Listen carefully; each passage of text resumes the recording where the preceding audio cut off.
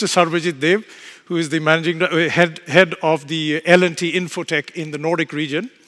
And he will introduce himself and say a few words about his company's efforts in this region.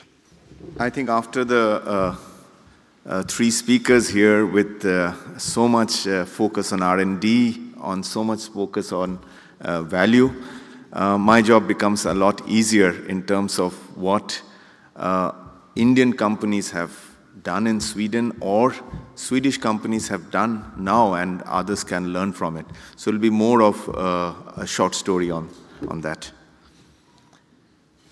Before even I go into this, or while this is there, to part of the audience who have not been in the morning, we are a company with a Scandinavian name, Larsen & Toubro, because we were founded by two Danish engineers. And that's where the history starts of Scandinavian technologists, Scandinavian management going to India way back in 1938.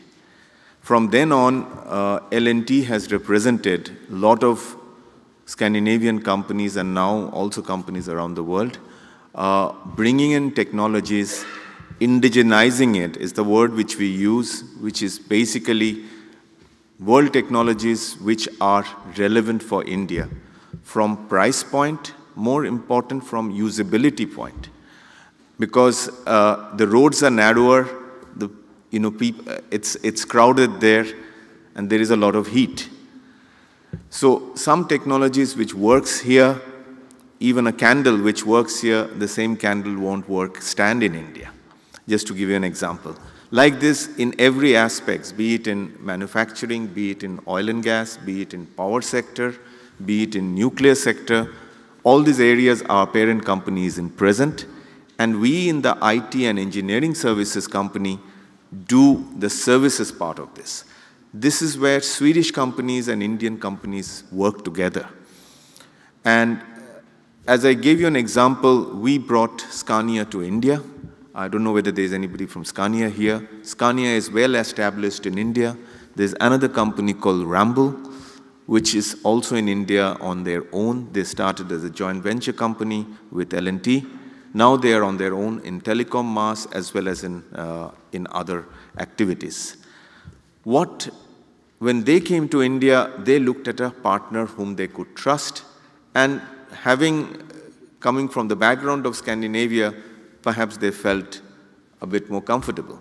None of our partnerships have broken down in the last 70 years, which is also a history.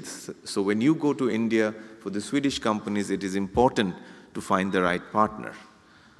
When we came here to do business with Sweden and with Nordics, we saw opportunities in the R&D side which covers these areas.